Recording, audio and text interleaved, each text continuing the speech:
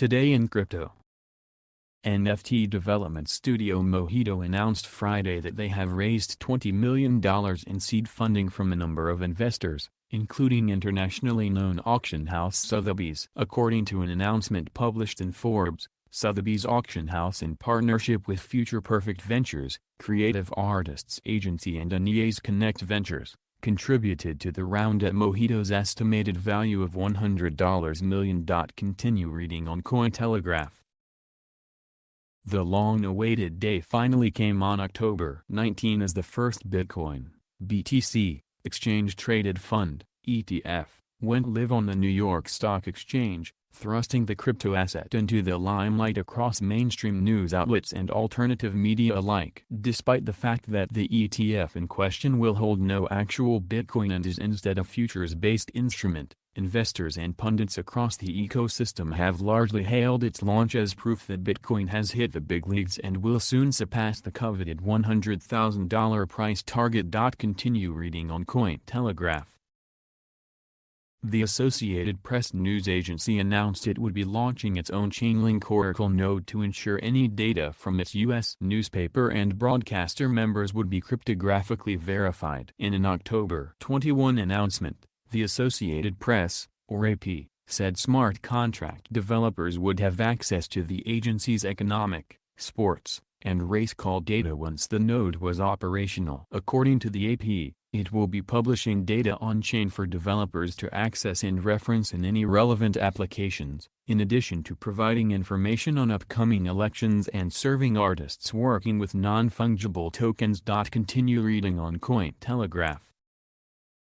The white hat hacker speculated that the bug might have been created from using someone else's code and not having a 100% understanding of what it does. White hat hacker Gerhard Wagner has earned $2 million after reporting a solution to a potentially costly double-spend bug on the Polygon network. In an October 21 blog post from Immunify, a security service that helps facilitate bug reports in decentralized finance projects, Polygon Network's Plasma Bridge was at risk of having $850 million removed by a knowledgeable hacker. According to the project, the vulnerability would have allowed attackers to exit their burn transaction from the bridge up to 223 times, quickly turning an amount like $4,500 into $1 million profit. Immunify reported the double spend exploit worked by first depositing Ether, ETH, through the Plasma Bridge and starting the withdrawal process after the transaction was confirmed. A hacker could then wait a week and resubmit the same withdrawals with the exception of a modified first byte of the branch mask. Provided the hacker was able to begin with $3.8 million, they could have potentially depleted all $850 funds from the bridge's deposit manager at the time. Polygon agreed to pay its maximum amount for a bug bounty report, $2 million. Following Wagner's initial report on October 5. According to the platform, the bug has already been deployed on the mainnet after testing. Wagner has received the funds, claimed to be the highest bounty ever paid out in history, and no user funds were lost with the exploit. Wagner speculated on his Medium page that the bug might be due to using someone else's code and not having a 100% understanding of what it does. He added the solution was not very elegant but did fix the double spend exploit. Related, White Hat hacker paid Duffy's largest reported bounty fee before this latest $2 million payout. The largest bounty for a White Hat hacker had gone towards programmer Alexander Schlin, who in September discovered a vulnerability in Belt Finance's protocol and was awarded $1.05 million. However, the U.S. Department of State may topple that record if a hacker is able to pass on information on terrorist suspects, extremists and state-sponsored hackers. The government said it would be offering rewards of up to $10 million.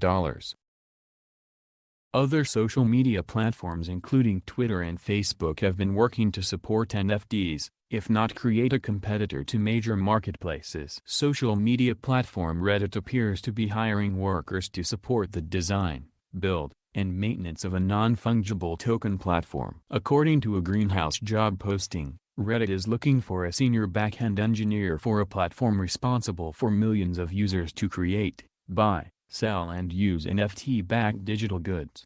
The position requires at least 5 years of experience in back-end development as well as the ability to design and implement complex distributed systems operating under high load.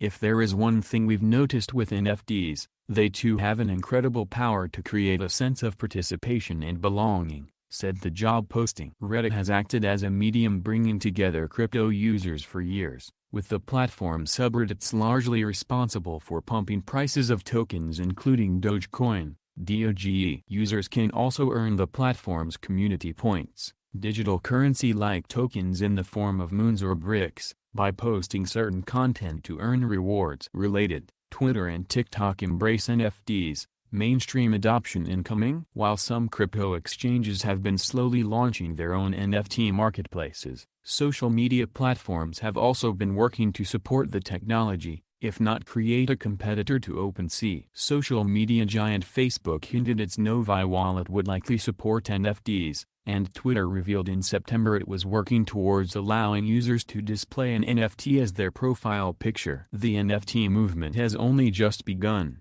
said Reddit. Hit the like button and subscribe to the channel.